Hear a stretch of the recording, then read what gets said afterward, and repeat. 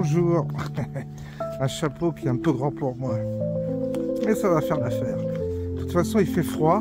Il faudrait presque un bonnet aujourd'hui pour couvrir les oreilles parce que je sens que j'ai les oreilles froides. Donc, nous allons donner manger après, évidemment. J'étais absent. Donc là, je lui ai amené 2 sachets à cannelle parce qu'elle va être affamée, la pauvre. Quoi qu'il y a ce qu'il faut quand même, mais elle a des croquettes en grande quantité. Mais bon, elle n'a pas eu... Elle a eu personne pendant 2 jours qui s'est occupé d'elle, donc c'est un peu dur. Du coup, j'ai été absent parce que je devais réaliser des... Comme je vous ai dit, des examens. Aujourd'hui, on est mercredi déjà. Mercredi combien? Mercredi... On était 18, lundi 19, 20. Et la maîtresse, elle rentre demain, donc ça va aller. Après, vous la verrez plus, Cannelle, pendant un certain temps. Alors, oui, le périple est bouclé pour moi. J'en avais intentionnellement, je n'ai pas voulu en parler, puisque je n'ai pas tout ramené à moi, ça n'a pas de sens. Mais malgré tout, j'ai fait un parcours qui peut intéresser certains, les hommes en particulier, puisqu'il s'agit de...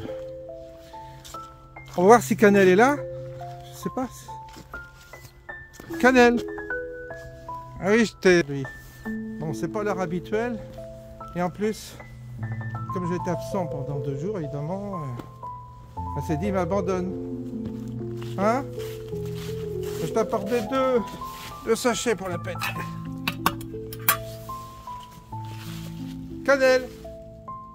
Mais oui, je sais, bah oui. La pauvre, hein?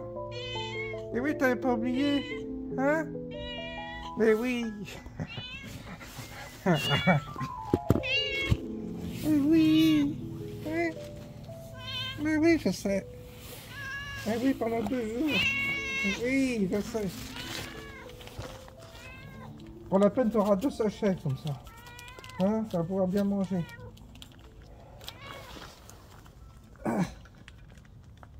Elle a cru que je l'abandonnais, évidemment. Ah, on va se régaler là, hein? 2 sachets entiers. Pas beau ça? Voilà. Et puis nous, on va monter là-haut. C'est bon, non? Ah bah oui. Hein?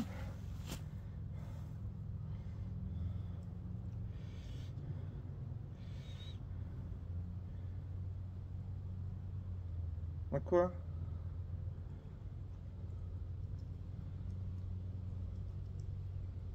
Bon, on va pas manger tout doucement, on va pas s'étouffer, parce que pas tout ça. Bon, vous voyez, c'est bien, c'est des paysages d'automne, hein?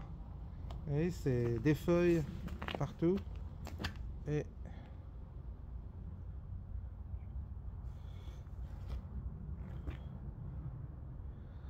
voilà.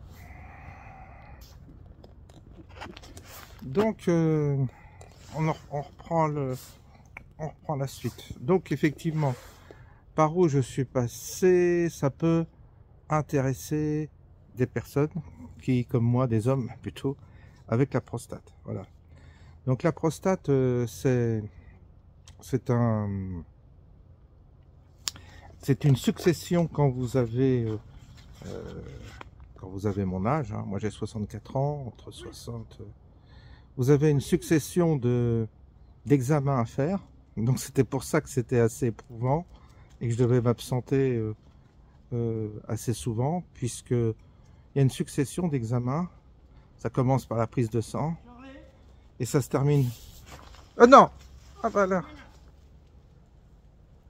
il est parti le chat du coup. J'ai donné à manger au chat et du coup il a fait fuir. Ça va? Mais oui, tu peux revenir, il n'y a pas de souci. C'est pour ça qu'il s'est sauvé lui. Oui, oui, il a peur. Ah oui, bah reviens. Oui, tu peux revenir. Oui, oui, il est parti, ça y est. Il n'y a pas de problème. Ah oui? Oh là. Son pâté qu'elle allait être bouffé par le chien qui passait. Oh la pauvre. Alors, oui, ça commence, que je commençais par vous expliquer qu'on commence par la prise de sang, le PSA, et ça se termine par le PET scan. Scan, c'est-à-dire c'est le dernier examen qui contrôle s'il n'y a pas de métastase, et qui est une forme de radiographie avec des éléments nucléaires pour détecter éventuellement s'il y a des métastases ou pas. C'est comme ça que cet examen, le dernier, est toujours angoissant, parce que vous pouvez, comme je l'avais expliqué, vous pouvez le faire pour un problème que vous avez identifié, et vous ressortez, puis on vous dit « Ah ben mince, là vous avez une tache au poumon ». Vous n'étiez pas au courant, et puis vous retrouvez avec un deuxième cancer, ça arrive. Donc c'est un peu angoissant ce PET scan. Et ça, on n'aime pas trop. Parce que d'un seul coup, vous vivez tranquille, et vous n'avez demandé rien à personne, et puis d'un seul coup, vous passez... Alors évidemment, c'est des détecteurs. Maintenant, ils ont des machines qui détectent de plus en plus profondément les problèmes, mais ça a pour effet parfois d'identifier peut-être des problèmes que vous ne pensiez pas avoir et qui bousillent un peu votre morale, parce que et qui dit morale bousillée dit bah on accentue la maladie, on accentue le problème par un moral qui baisse. C'est tout le problème, toute l'ambiguïté de ces examens médicaux qu'on fait. C'est-à-dire, il y a un bon côté, effectivement, parce que ça permet de détecter certaines anomalies, d'intervenir à temps, avant que ça se dégrade. Ça, on ne peut pas dire le contraire, certainement. Mais en même temps, des fois, peut-être qu'il y aurait eu des problèmes qui se seraient résolus tout seuls, et que malheureusement, le fait de prendre conscience qu'on a ce souci-là, finalement, nous poursuit mentalement. On ne peut plus, après, se détacher de son problème. Une fois qu'on a identifié, surtout je parle d'une tache ou d'une lésion suspecte, avant qu'il y ait une biopsie, des fois c'est pas toujours facile la biopsie, donc vous êtes inquiet, et vous y pensez évidemment. Donc la prostate, c'est la même chose. Donc du coup on vérifie si votre cancer il est uniquement circoncis dans la partie de la prostate, ou alors il y a des métastases, c'est-à-dire là ça s'est développé ailleurs, il y a les os qui sont touchés. Ça, c'est ce que connaissent évidemment beaucoup de personnes qui passent comme moi par ces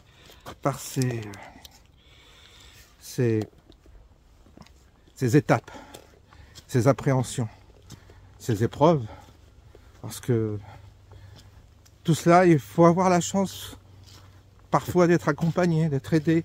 Il y a des gens qui ont un talent pour vous apaiser, pour vous accompagner, ça compte aussi. Puis il y en a d'autres, par contre, c'est le contraire, ils vous angoissent. Leur voix change quand ils vous appellent, et du coup, des fois, on ne sait plus si on doit en parler ou pas, parce que le fait d'en parler crée chez les autres un malaise que nous, on perçoit immédiatement, évidemment, parce qu'il y a le ton de la voix qui change, les gens, le regard aussi qu'on porte sur vous. Ouais, j'ai vu tout ça, j'ai vécu toutes ces étapes, et j'en ai parlé dans mes vidéos, donc je ne vais pas revenir dessus. Et là, la finalité, c'est que hier, j'allais voir l'urologue pour enfin, c'était pas hier, c'était avant-hier, pour le verdict, pour savoir qu'est-ce qu'on faisait. Alors, comme j'ai un cancer qui est très peu agressif, il a sa phase 1, c'était la phase de départ, et puis que c'est tout petit, et que c'est situé dans la prostate, il m'a prescrit un traitement hormonal, en me disant que ce traitement traite la testostérone et permet d'une certaine manière, soi-disant, de faire en sorte que le cancer ne se développe pas. Ça fera comme une barrière. Je sais pas, c'est ce qu'on m'a dit, plus ou moins. Alors, c'est déjà bien. On n'a pas d'opération, il n'y a pas de rayon, il n'y a pas de tout ça. Mais ça s'appelle sous surveillance, c'est-à-dire que je vais être surveillé. Et ça, parmi vous, il y en a certains qui sont passés par là. Donc vous êtes surveillés et on fait régulièrement des prises de sang pour vérifier le taux de PSA et puis on voit. Et ensuite on refait un scan éventuellement pour voir si ça a bougé ou pas. C'est un peu ça sur surveillance. Alors moi je vais donc profiter d'être dans cette étape là pour reprendre des traitements alternatifs comme j'en avais pris, c'est-à-dire du PAO je crois c'est ça, et des choses comme ça qui sont des antioxydants, enfin des choses que j'ai chopé à droite à gauche comme renseignement pour bloquer le développement éventuellement des cellules cancéreuses. Je vais tenter de le faire parce que là du coup c'est justifié étant donné que ce sont des compléments alimentaires que vous prenez qui sont sans effet secondaire et qui permettent, peut-être on verra, de vérifier si ça permet de stopper et de vivre avec ça, quoi. Parce que moi j'avais lu que 70% des cancers de la prostate ne se développaient pas.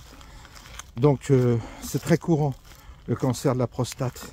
Autrefois on n'avait pas les moyens de le détecter comme aujourd'hui, mais ils ont fait des analyses, des statistiques, pardon, qui ont permis de déduire qu'en réalité, chez beaucoup d'hommes, il y avait le cancer. Donc en fait, ils mouraient d'autre chose, mais ils ne mouraient pas du cancer de la prostate parce qu'en réalité, il ne s'était pas développé. On a plus ou moins des cellules cancéreuses comme ça. C'est des examens qui... Mais celui qui ne fait pas d'examen, il peut vivre avec un cancer sans le savoir et ça ne se développera pas. Donc vous voyez, puis comme ça, il n'a pas le moral à zéro, puis il passe pas par toutes ces épreuves que je vous ai dit. Un peu morales, mentales. Bon, alors du coup, il y a le pour et le contre. Mais en tous les cas, tout ce que j'ai pu voir et lire, il y a des choses qui sont dites, qui sont fausses, il y en a d'autres qui sont vraies.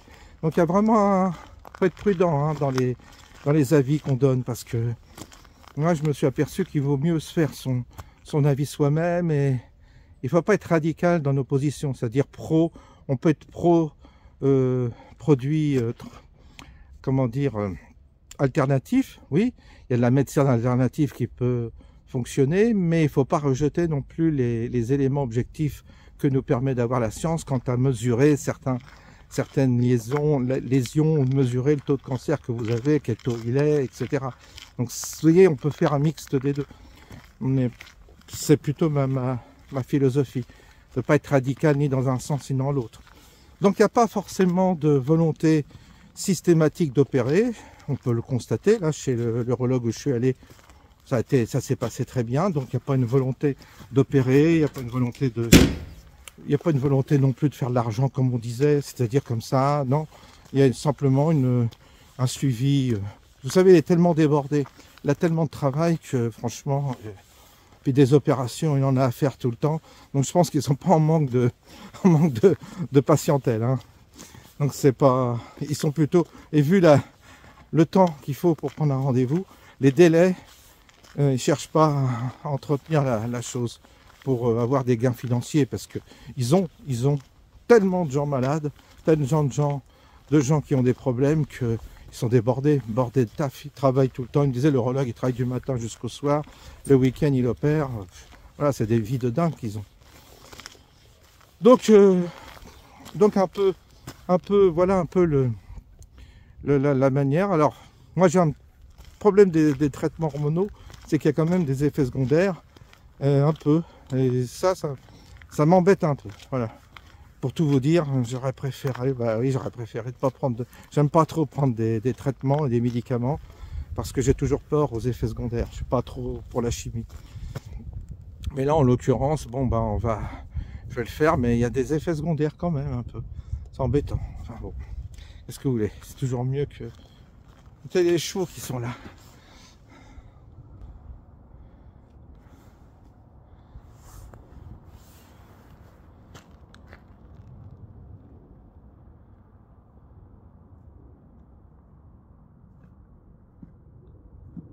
Et aujourd'hui, il fait pas trop mauvais, ça va. Là, il y a du gui. Il fait pas trop mauvais.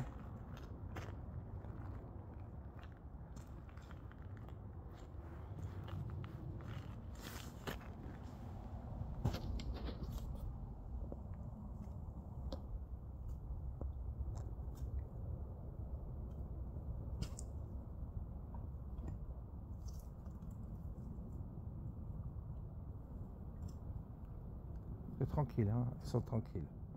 Voilà. Bon. Donc voilà pour la question. Donc si vous avez un taux de PSA élevé, il ne faut pas systématiquement s'affoler. Ça dépend de la grosseur de votre prostate. Ça, j'ai appris.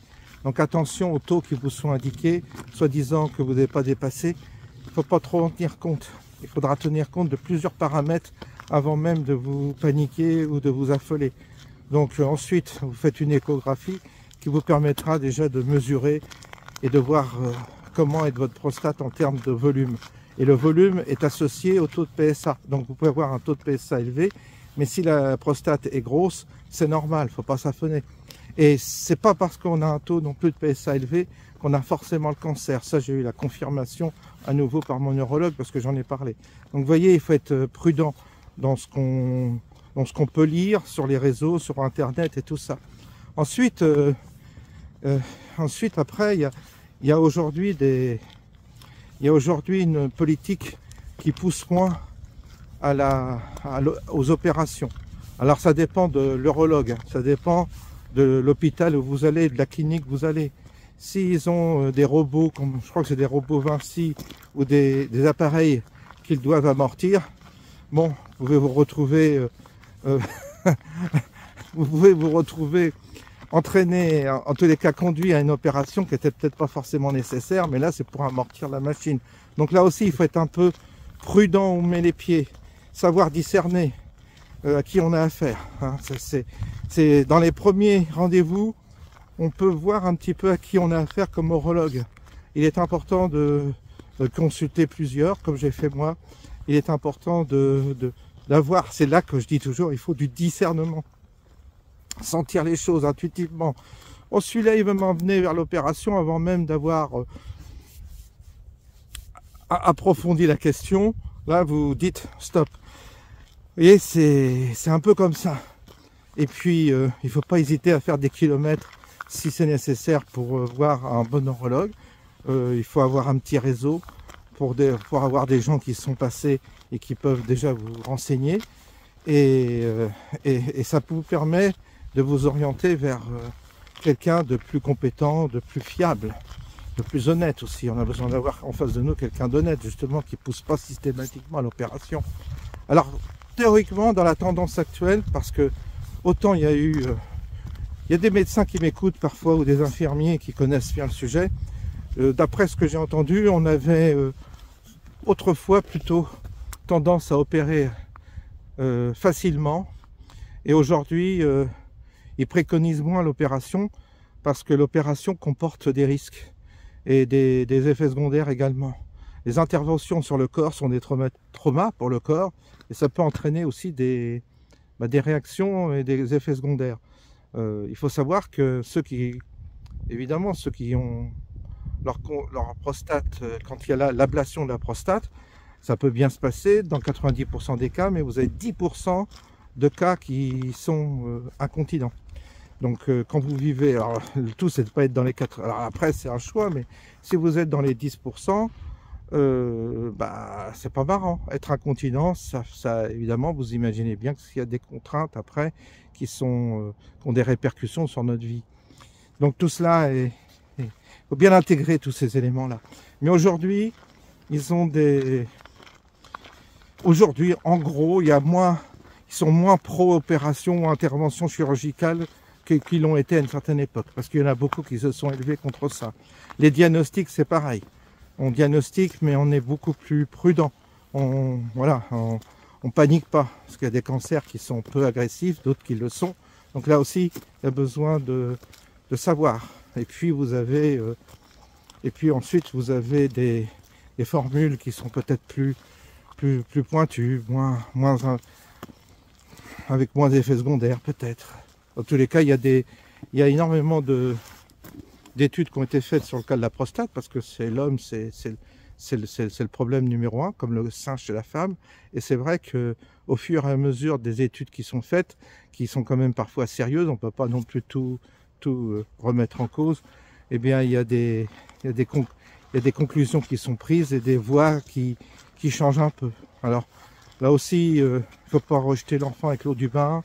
comme je vous dis, faut y aller, discerner, et puis pas trop s'occuper de ce que disent comment dire, ce que peuvent dire les gens. Beaucoup, alors là aussi, il faut se méfier des malades, de ce qu'ils vous disent aussi, parce qu'il y en a qui exagèrent, il y en a qui vous font des pronostics, qui pensant passer par là, vous donnent leur pronostic, qui est faux.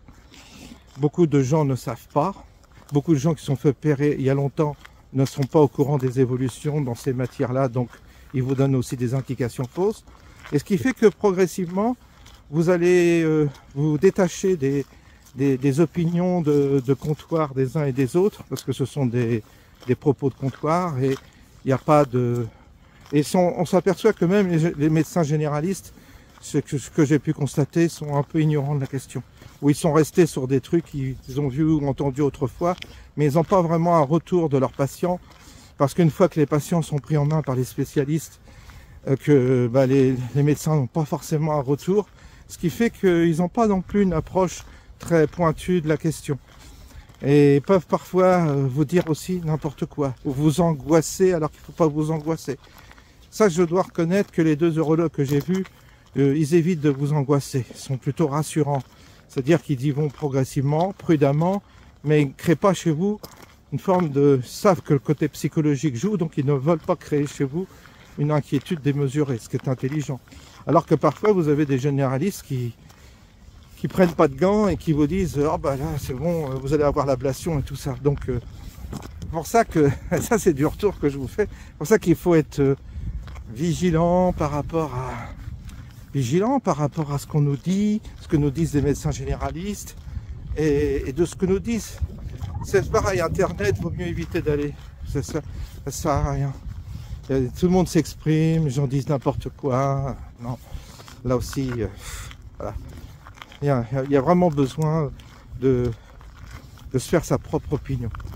De prendre. En fait, il faut vraiment, par contre, se prendre en charge soi-même et s'informer comme on peut, mais bien s'informer, mais s'informer sans se déformer. Donc voilà, c'est compliqué. Pas trop être influencé par des gens qui n'ont pas la connaissance ou qui ne savent pas. Puis après, vous faites votre chemin, votre petit parcours. Une fois que vous avez décidé d'avoir confiance en quelqu'un, vous y allez, vous êtes libéré et puis ça se passe un peu mieux. Voilà. Le mental joue, c'est-à-dire le positionnement personnel et intérieur joue aussi, c'est évident. Plein de choses qui jouent. Voilà pour la séquence prostate. Je pense qu'on va s'arrêter là, parce que c'était juste, je voulais vous tenir informé. Maintenant, on n'en parlera plus. Et puis, tous ceux qui ont des problèmes, qui sont concernés par ces étapes, par ces examens, que ce soit les femmes pour le sein, souvent le sein, les hommes pour la prostate, eh bien sachez qu'on est un petit peu tous dans la même barque et on vit ça comme on peut, hein, on fait ce qu'on peut. Comme je vous ai dit, moi ce que je vous ai dit, c'est du bon sens, hein, c'est tout, c'est de pas se faire polluer surtout par les autres, par ce qu'on dit, tout ça. Ça, j'ai vu que c'était pas forcément bon. Donc voilà, comme tous les problèmes de la vie, il ne faut pas forcément les déléguer à des gens peu compétents. Il faut les déléguer à des gens dont on a choisi qu'on devait les déléguer. Puis une fois qu'on a délégué, ne plus s'éparpiller, ne plus aller chercher à droite à gauche, parce que ça nous embrouille, ça nous perturbe, et on n'a pas les possibilités toujours intellectuelles ou mentales de maîtriser toute la question. On peut pas faire 10 ans de médecine en 3 semaines ou en 1 mois. Donc on est obligé d'y aller un petit peu avec notre sentiment, notre intuition, mais on peut pas, si vous voulez, comprendre on peut pas se taper toutes les études qui ont été faites sur la question qui nous concerne quand c'est une maladie. Donc on est obligé on s'informe, on va essayer d'étudier, puis en même temps on se fait surtout pas parasiter par des gens qui n'ont pas les compétences. C'est ça que j'insiste beaucoup, parce que ça perturbe, et après vous avez qu'une envie, c'est de plus en parler. Moi, c'est ce qui m'arrive à un moment donné. Je dis, j'en parle plus parce que j'en ai marre d'entendre Pierre-Paul Jacques dire n'importe quoi sur la question, et puis au final je m'aperçois que c'est pas du tout ce qu'on, en fait c'est pas du tout ce qu'on m'avait dit, parce que ce que j'ai, le traitement que j'ai, c'est des cachets tous les jours, voilà. On m'avait dit des piqûres, on m'avait dit des rayons, on m'avait dit tu seras en l'ablation, on m'a tout dit, sauf que tout finalement ça, le résultat des courses, c'est que tout ce qu'on m'a dit, le verdict et la solution que j'ai aujourd'hui n'a été envisagé par personne à qui j'ai pu parler de la question. Je dis, le son, on se tait. Hein, on se tait, on en parle à qui, on discerne bien à qui on en parle, et puis c'est tout. Puis c'est notre affaire. Et il faut suivre son chemin, tranquillement. Voilà. Vous savez. Hein. Voilà, sinon, à part ça, du coup, j'ai été un petit peu en dehors des... Je me suis un petit peu éloigné de l'actualité politique. Je sais qu'il y a des agriculteurs qui craquent, qui manifestent. Vous savez, avec Christophe, je sais, hein, maintenant, avec lui, j'ai vécu comme vous, comme ceux qui sont au courant, avec Christophe, les œufs, là, l'agriculteur en Corse, on sait, hein, dans la mer qui sont, on connaît les problèmes des normes, on a tout expliqué, on a tout compris, donc on sait qu'ils veulent tuer. De Villiers, il a compris qu'on voulait tuer ces gens. Il faut qu'ils le sachent, on veut vous tuer, on veut que vous creviez. Les agriculteurs, ils n'ont pas encore compris. Et puis ce qui est terrible, c'est la répression de l'État, quoi. Alors là, ils n'hésitent pas, là, c'est tolérance zéro. Ça me fait bien rire, quoi. Ça me fait bien rire. Enfin, c'est fou. Sauf 2 poids 2 mesures, c'est de la folie. Je vais vous quitter, je vais rentrer tranquillement à la maison parce que ça caille là. Ça caille, mais il fallait que je marche un peu. Je me suis couché tard hier, c'était un peu tout ça je me suis un peu relaxé après, et puis du coup quand c'est comme ça, vous flânez, et puis je me suis couché tard et du coup je suis un peu cassé aujourd'hui. Puis j'ai fait des kilomètres et tout. J'espère que je vais pas avoir de PV. Enfin c'était bien, je remercie les agriculteurs sur la route là de Maubeuge ils ont mis des sacs sur les radars. Alors du coup, je les remercie au passage, merci pour d'avoir. Faites-le partout. Oh, ça c'est, on vous paierait presque pour recouvrir les radars de sacs de poubelle ou de sacs. Tellement cette histoire de radar est devenue épouvantable, quoi. La machine à fric, la machine à faire du fric. Voilà, ça c'est toujours pareil. Bon, on va finir sur le paysage, hein. Et puis, vous voyez, il y a le soleil là. Et puis on se dit à bientôt. À bientôt, bonne soirée.